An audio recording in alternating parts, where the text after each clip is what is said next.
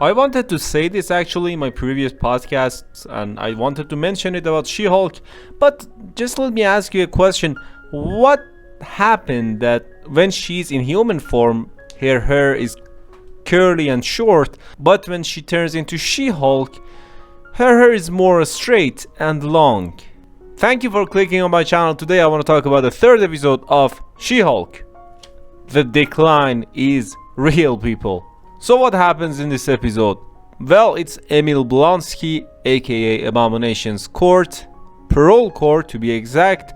We realize that Wong was responsible for Emil Blonsky's escape.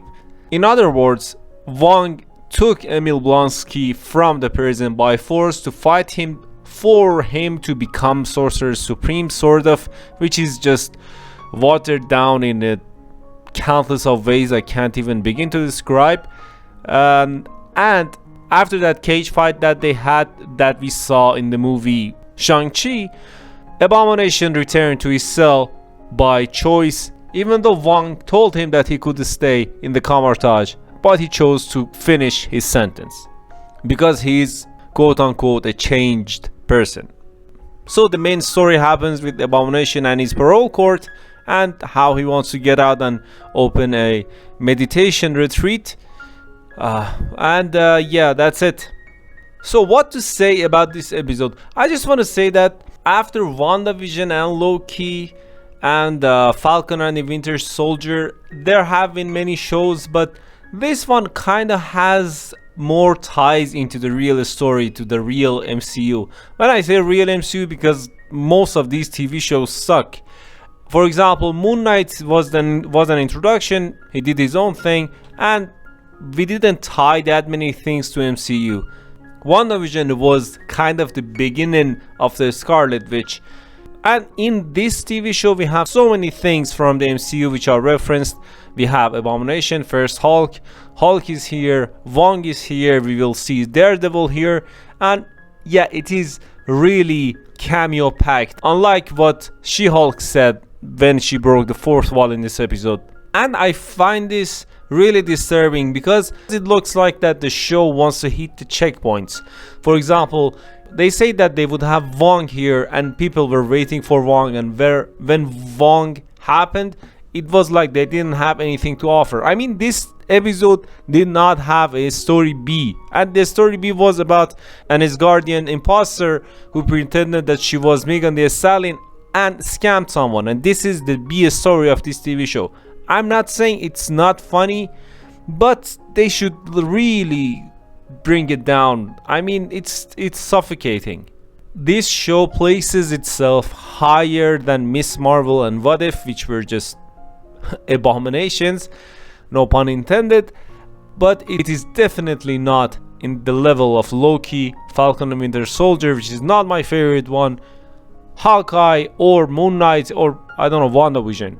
Because this show, it's a complete comedy, it's a sitcom, it just lacks a laugh track.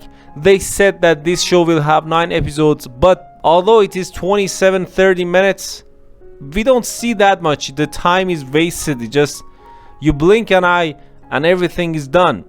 I mean, when I compare this to something like Moon Knight or Loki, so many things happen in the course of one episode, but in this one, it's just like a soap opera. It's like a sitcom. Something starts at the beginning and ends at the end, and it doesn't have any impact. It is downplayed. It is no real threat. There is not actually still a good villain in this TV show. It's a superhero TV show and we are 3 episodes in, and I don't think that even when they introduce that villain, it will be really good, because like Miss Marvel, I think the hero of the story is everything and the villain will be downplayed, and it is like everybody is good and they have devils in them and such bullshits like this. Just a few more things about this episode. First, I like that this show does not take itself too seriously. That's a good point actually, because Miss Marvel and What If did took themselves seriously and it didn't end up good. So this show, although it is not good, it's aware that it's not that brilliant. And 2 more negative points about this TV show. First of all, the CGI is still pretty bad. I know it's, and I don't know why it is like this, because Abomination CGI was solid, it was good, and other CGI is fine, but She-Hulk herself is so cartoonish and weird. It's haunting. It's abnormal. I don't know why they did like that. And although Jennifer Walters' casting is really good and Tatiana Maslany does have a lot of screen time, there is actually something missing in her character development, in my opinion. And it's not a weird thing because everything happened in this TV show too fast and too slow at the same time. I don't know how did they do that, but here we are. And yeah, that's it. Thank you for listening to my voice. This was my review of the third She-Hulk episode. And to be honest, I'm under pressure talking about this TV show because it doesn't have anything. But yeah, I'm gonna do it anyways because I'm a Marvel fan. And don't forget to like and subscribe. What else?